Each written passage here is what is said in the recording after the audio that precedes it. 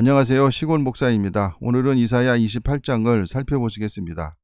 28장에서는 에브라임과 예루살렘의 교만으로 인해 두 나라가 모두 망할 것임을 경고하고 있습니다. 1절입니다.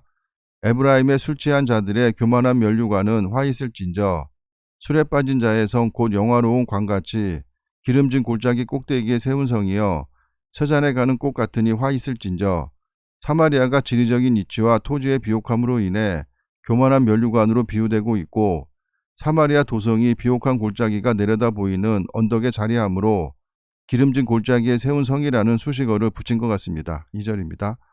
보라 죽게 있는 강하고 힘 있는 자가 쏟아지는 우박같이 파괴하는 광풍같이 콧물이 넘친같이 손으로 그 면류관을 땅에 던지리니 아수르가 와서 기름짐으로 교만해진 사마리아를 함락시킨다는 것입니다. 3절입니다. 에브라임의 술 취한 자들의 교만한 면류관이 발에 밟힐 것이라. 그 기름진 골짜기 꼭대기에 있는 그의 영화가 서잔에 가는 꽃이 여름 전에 처음 익은 무화과와 같으리니 보는 자가 그것을 보고 얼른 따서 먹으리로다. 아스르의 포위 3년 만에 사마리아가 붕괴하였습니다. 그날에 만군의 여호와께서 자기의 백성의 남은 자에게 영화로운 면류관이 되시며 아름다운 화관이 되실 것이라. 영화로운 면류관이나 아름다운 화관은 같은 말로 이스라엘이 망할 때 살아남은 유다를 말하는 것으로 보입니다. 6절입니다. 재판석에 앉은 자에게는 판결하는 영이 되시며 성문에서 싸움을 물리치는 자에게는 힘이 되시리로다. 그리하여도 이들은 포도주로 말미암아 옆걸음치며 독주로 말미암아 비틀거리며 제사장과 선지자도 독주로 말미암아 옆걸음치며 포도주에 빠지며 독주로 말미암아 비틀거리며 환상을 잘못 풀며 재판할 때에 실수하나니 유다도 결국 이스라엘의 뒤를 밟게 된다는 것입니다. 8절입니다. 모든 상에는 토한 것 더러운 것이 가득하고 깨끗한 곳이 없도다. 그들이 이르기를 그가 누구에게 지식을 가르치며 누구에게 도를 전하여 깨닫게 하려는가. 젖떨어져 품을 떠난 자들에게 하려는가. 유다가 하나님이나 선지자에게 자신들을 어린아이 취급하지 말라는 것입니다. 대저 경계에 경계를 더하며 경계에 경계를 더하며 교훈에 교훈을 더하며 교훈에 교훈을 더하되 여기서도 조금 저기서도 조금 하는구나 하는도다. 본절은 하나님의 말씀을 전하는 선지자를 조롱하는 말로 보입니다. 11절입니다. 그러므로 더듬는 입술과 다른 방언으로 그가 이 백성에게 말씀하시리라. 백성들이 선지자를 통해 전하는 하나님의 말씀을 조롱하는 말로 여겼기에 하나님께서도 알아듣지 못하는 방언으로 즉 이방 나라를 통해 하나님의 뜻을 전달하시겠다는 것입니다. 12절입니다. 전에 그들에게 이르시기를 이것이 너의 안식이요 이것이 너의 상쾌함이니 너희는 곤비한 자에게 안식을 주라 하셨으나 그들이 듣지 아니하였으므로 가난한 자를 돌보라고 하셨으나 듣지 않았다는 것입니다. 13절입니다. 여호와께서 그들에게 말씀하시되 경계에 경계를 더하며 경계에 경계를 더하며 교훈에 교훈을 더하며 교훈에 교훈을 더하고 여기서도 조금 저기서도 조금 하사 그들이 가다가 뒤로 넘어져 부러지며 걸리며 붙잡히게 하시리라. 하나님의 말씀에 청종하지 않았기에 이방 나라를 통해 벌을 내리신다는 것입니다. 이러므로 예루살렘에서 이 백성을 다스리는 너희 오만한 자여 여호와의 말씀을 들을지어다. 오만한 자는 하나님의 말씀을 가치 없는 것으로 조롱하는 지도자를 말합니다. 15절입니다.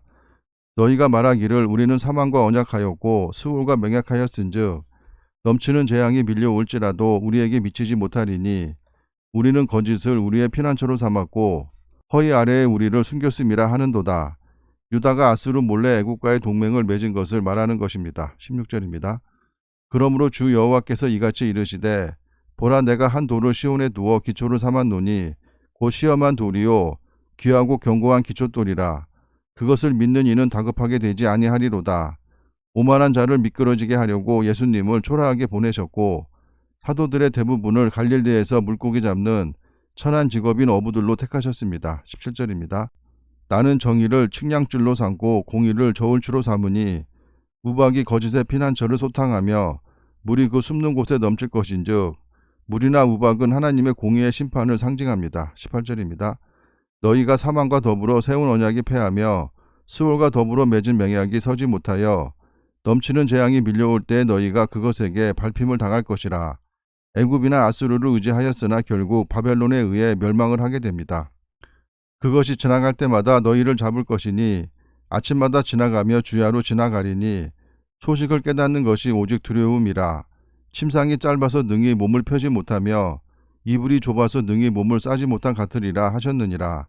애국과의 동맹으로 아수르의 공격을 막아보려는 그들의 계략이 잘못되었음을 꼬집는 말입니다. 21절입니다. 대저 여호와께서 브라심 산에서와 같이 일어나시며 기브온 골짜기에서와 같이 진노하사 자기의 일을 행하시리니 그의 일이 비상할 것이며 자기의 사역을 이루시리니 그의 사역이 기이할 것임이라. 다윗과 여호수아 때는 이스라엘을 위해서 싸우신 하나님께서 이제 오히려 이스라엘을 대적해서 싸우실 것이기에 기이하고 비상하다는 것입니다. 그러므로 너희는 오만한 자가 되지 말라. 너희 결박이 단단해질까 하노라. 대저 온 땅을 멸망시키기로 작정하신 것을 내가 만군의 주 여호와께로부터 들었느니라. 이사야가 하나님께 들은 것을 말하고 있는 것입니다. 23절입니다. 너희는 귀를 기울여 내 목소리를 들으라. 자세히 내 말을 들으라. 파종하려고 가는 자가 어찌 쉬지 않고 갈기만 하겠느냐. 자기 땅을 개간하며 고르게만 하겠느냐.